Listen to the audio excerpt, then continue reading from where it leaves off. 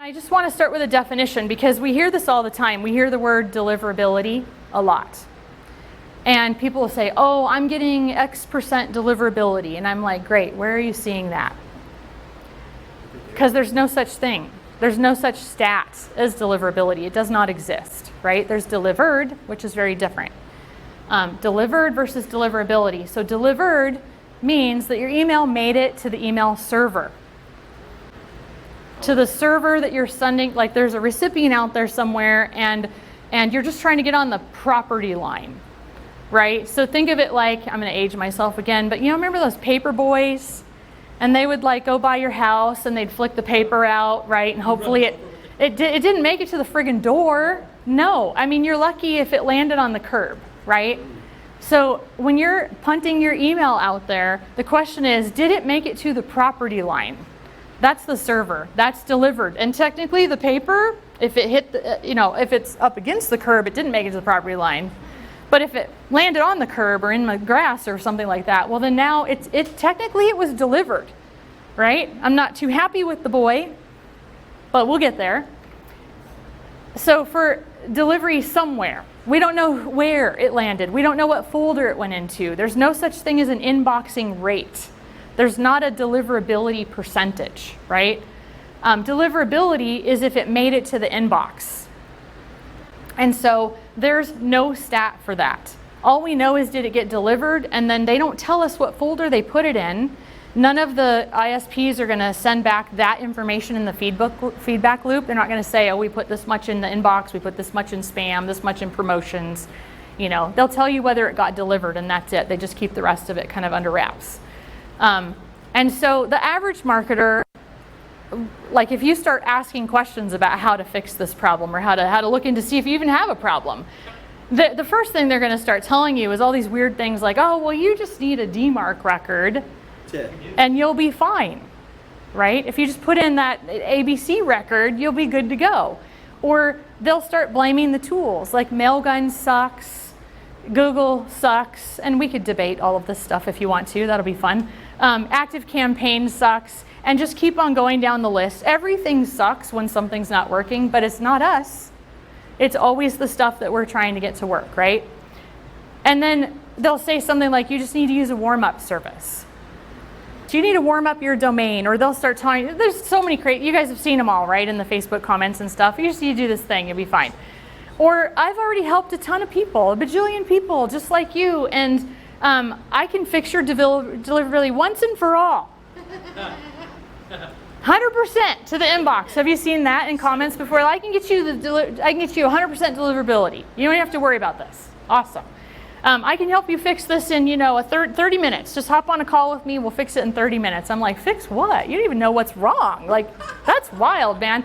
And then they'll hashtag the crap out of that post or that comment because they're like, they just want people to find them so they can collect a couple hundo on you to help you put in a DMARC record. Okay, deliverability is somewhat technical, but it's only like 10% technical, 10%. And you'll notice that in most of those Facebook comments, when someone's talking about what you need to do to get better deliverability, they're almost always going to reference something technical. Right? And that's what anybody on Fiverr or whatever is going to be able to help you with. Like, that's the main thing that people focus on. So we're talking about, like, what's your domain strategy? What tools are you using and how have you set them up? Have you configured that tool correctly? Do you have this toggle on or off? Do you have the checkbox checked? Do you have the field filled in, whatever?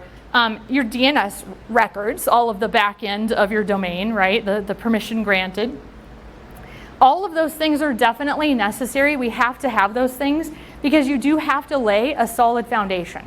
So I'm not knocking the technical. I'm not saying you don't need those things. I'm saying, yes, absolutely you need those things.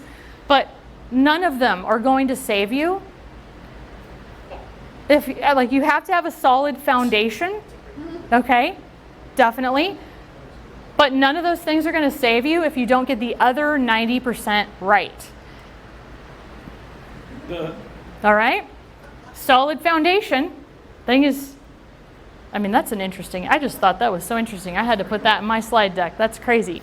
But you get the idea, right? You have to have a solid foundation if you're going to build the house. But I want the house. I want the house. So the other 90% is all behavior. It's how we wield all of this stuff. It's what do we, like we have all these things, these tools, these backends, these DNF, we have all the stuff, but how are we actually wielding it? It's the behaviors that are going to win this game. And so I'm going to walk through the behavioral buckets with you. The first bucket being volume and consistency. The second one is engagement, and we're going to go into these deeper. And the third one is what I'm just going to call the markety stuff.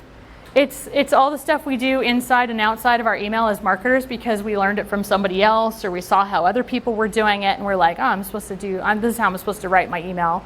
This is how I'm supposed to send email. This is how I'm supposed to do email, right? So all of these behavior buckets are actually the 90% because the technical plus the behavioral is actually what gets you a reputation. This is actually one of Dan's domains that I was warming up during that crazy time.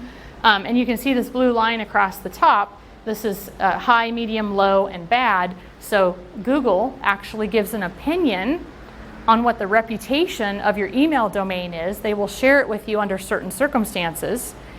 And we want it to be high. And everything I'm going to teach you is going to address how you get that high reputation because all roads lead to reputation. Whether you have the DMARC record or not can affect your reputation. Whether you know how to get people to engage with your email or not is going to affect your reputation.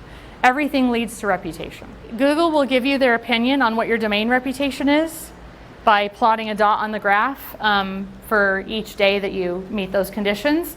And it's for one day at a time, so you can't break it up into hours, but you can actually have a dramatic effect within 24 hours depending on what you're doing and how you're doing it. So we're going to walk through some of that stuff. And immediately you'll notice a difference. Like if your reputation was bad and then somehow or another you jumped it all the way to high in 24 hours, which is possible, not probable, done it a couple of times, hard, okay? But you notice an immediate difference. Like you notice it before Google even tells you what happened because there's a 2 to 4 day lag on this data. So all of a sudden your open rates are like, wow, that's so much better. And then a couple days later, Google goes, yeah, I know, because we raised your reputation to high. And you're like, yeah, that's awesome, right?